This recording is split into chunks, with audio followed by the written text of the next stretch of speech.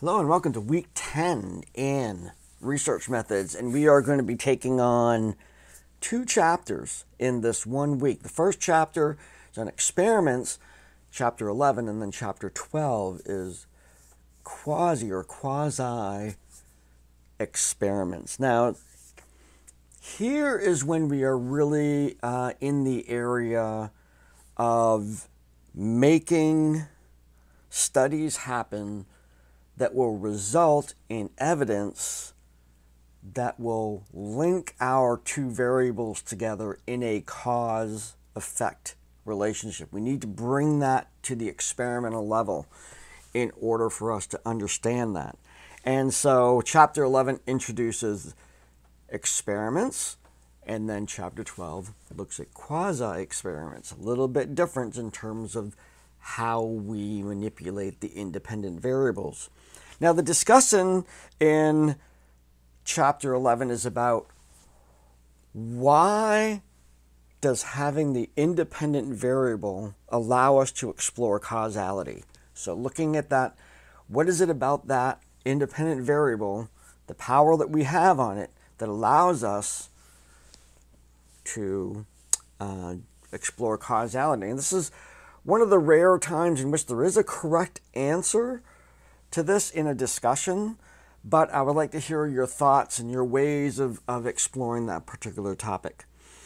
In the quiz, I'm asking you to look at the 20. There's a link that I give you to the 25 most important or influential studies, and I'm asking you to answer questions. The name of the study that you pick out of those 25, what is the independent variable, what is the dependent variable, what is the null hypothesis, and what is the alternative hypothesis.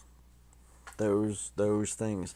One of the important things to remember, as you know from your own studies, and something that I will be getting into when we have our one-on-one meetings, is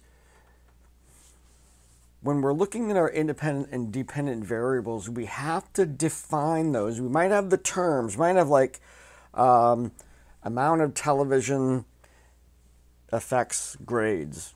You know, so you have independent variable, dependent variable. So the amount of television, we have to determine how are we going to measure that. It's going to be in minutes, number of times per day, hours, days per week. We have to define, how to operationally define that, and then we look at the dependent variable and we operationally define that. It's important. So we have TV grades, then we have number of hours per week. That's how we're going to measure that. And then we have grade point average at the end of the year. You know, will be how we're going to do. So we're defining those. Then when we go into our hypotheses, we write our hypotheses using those words. We're using those. So individuals who have higher amounts of television watching per week will have lower GPAs at the end of the year. You write them out. You write out the hypotheses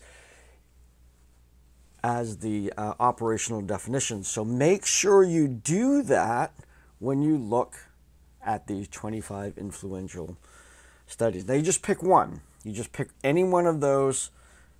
Pick the one that you feel the most confident that you'd be able to define these things, but make sure you define the variables in those terms.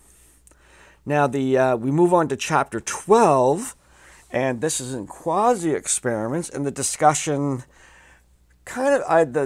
focuses on a sampling problem that is indicative of the field of psychology, and that is there are a lot of studies that have been done and published using convenient sampling of students who are taking Introduction to Psychology. When I was an undergraduate at both institutions that I went to, as a freshman participant in the psych class, I was required to be a subject in senior studies.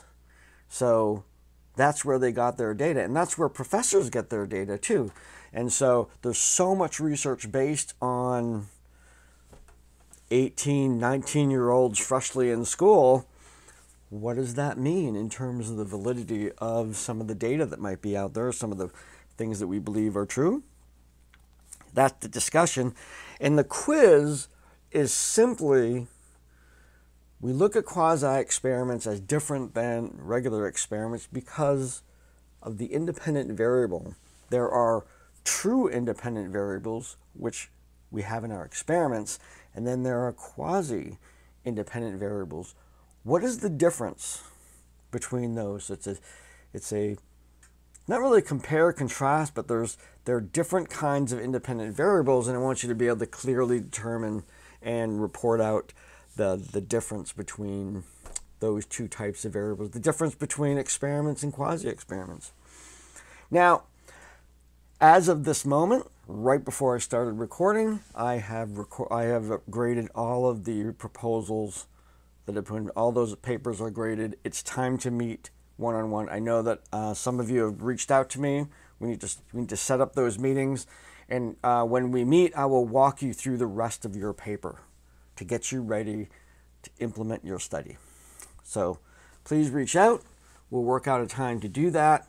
My best times are going to be Tuesday afternoons, Thursday afternoons, probably most of Friday, into the weekend in the evenings. I'm going to be babysitting my granddaughter all weekend, but into the evenings, definitely we can do that. And actually, if you don't mind a kid running around in the background here, we can meet anytime during the weekend too. So I would really like to meet with all 4 of you this week and get you grounded into starting your studies very soon. So that is our week this week. The weather's changing. Enjoy that.